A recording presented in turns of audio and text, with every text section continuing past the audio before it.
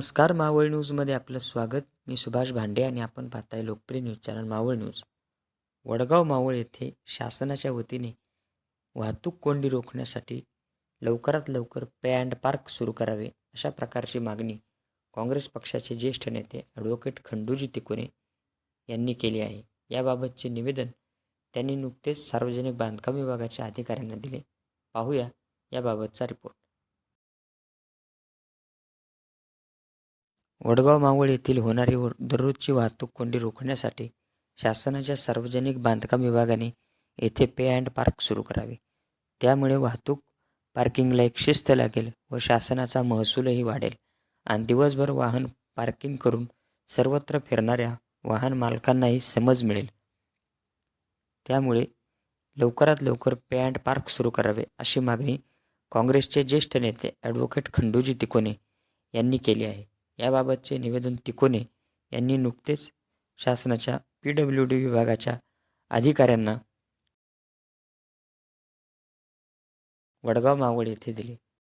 काय सांगाल तिकोने साहेब, तुम्ही निवेदन दिलं आहे वडगावमधलं जे ट्रॅफिक आहे ते ट्रॅफिक त्याचं सुनियोजन करण्याच्या संदर्भामध्ये तुम्ही काही मुद्दे मांडलेत, त्याच्याविषयी काय सांगाल?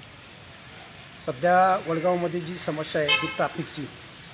वडगावमध्ये विविध कार्यालय, कोर्ट आहे, तहसील कार्यालय आहे, भूमी अभिलेख आहे, वन विभाग आहे, पत्रकार संघाचं ऑफिस आहे, त्याच्यानंतर खादी ग्रामोद्योग आहे.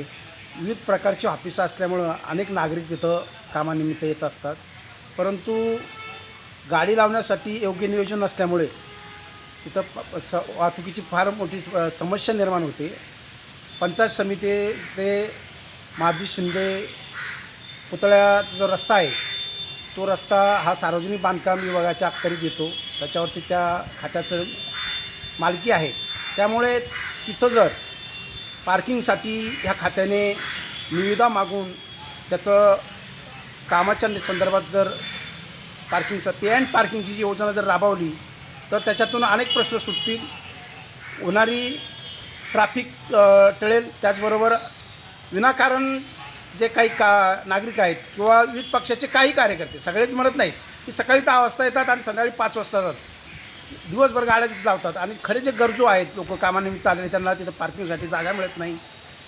ही जर पे अँड पार्किंगची व्यवस्था आली तर लोकांना असं मग मानसिकता होईल किंवा आपले पैसे जातात, आपलं काम झालं, चला निघू. आता इथं पे करावं लागत आहे, त्यामुळे किती वेळ जरी गाड्या लावल्या तरी काय फरक पडत नाही, अशा प्रकारची मानसिकता या ठिकाणी झालेली आहे. त्यामुळं मी अशा प्रकारचं निवेदन दिले की आपण पे अँड पार्किंगचं संदर्भात निविदा मागून तिथं योग्य पद्धतीचं टेंडर पद्धत अवलंबल्यानंतर त्याच्यातून 2-3 प्रकारचे फायदे होतात. एक म्हणजे गरजू व्यक्तींना त्या ठिकाणी रोजगार उपलब्ध होईल, जागेचा पर्यायी वापर म्हणजे योग्य प्रमाणात वापरला जाईल, त्याच्यावर अनाठाई जी लोकांची जी गर्दी होणार आहे ती टळेल आणि बऱ्याच वेळा वादाचे प्रसंग त्या ठिकाणी निर्माण होतात. एकासमोर एक गाडी लागल्यानंतर गाडी काढता येत नाही, तासून तास काही वाहन चालकांना तिथं थांबावं लागतं. त्याच्यातून अनेक भांडणाचे प्रकार उद्भवलेले आहेत ते टळतील आणि पोलिसांना त्याच्यातून जो ट्रॅफिकचा ताण येतो तोही दूर होईल. तुम्हाला या संदर्भात PWDच्या अधिकाऱ्यांनी काय सांगितलं? PWDच्या अधिकाऱ्यांना मी निवेदन दिलं, परंतु वरिष्ठ अधिकारी उपलब्ध झालेले नाहीत. त्यांच्याशी माझी भेट झाली नाही. मी त्यांच्या भेटीच्या संदर्भात आहे, मी त्या प्रयत्नात आहे. त्यांची भेट झाल्यानंतर बोलेल. वाहतूक कोंडीचा असा काही त्रास तुम्हाला अनुभवला आहे का आपण? हा, मी सांगतो ना, माझं वडगाव कोर्टामध्ये एक काम होतं आणि तसंच पुण्याला पण जायचं होतं मला. आणि मी जेव्हा गाडी जवळ आलो होतो, माझ्या गाडीसमोर आणि मागे पुढे गाड्या लावल्या होत्या.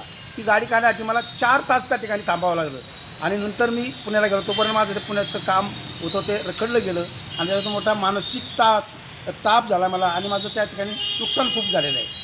आणि असं माझ्याच बाबतीत नाही, अनेकांच्या बाबतीत हे घडलेलं आहे आणि इतरांच्या बाबतीत घडू नये म्हणून या ठिकाणी जर कुठेतरी पे अँड पार्कची योजना जर राबवली तर त्याचं नियंत्रण चांगल्या पद्धतीने होऊन व्यवस्थितपणाने पार्किंग होईल. अनेकांना गाड्या लावण्यासाठी संधी मिळेल आणि विनाकारण जे रेंगाळत बसणारे काही विविध पक्षाचे काही कार्यकर्ते किंवा काही नागरिक आहेत ते काम झालं की निघून जातात.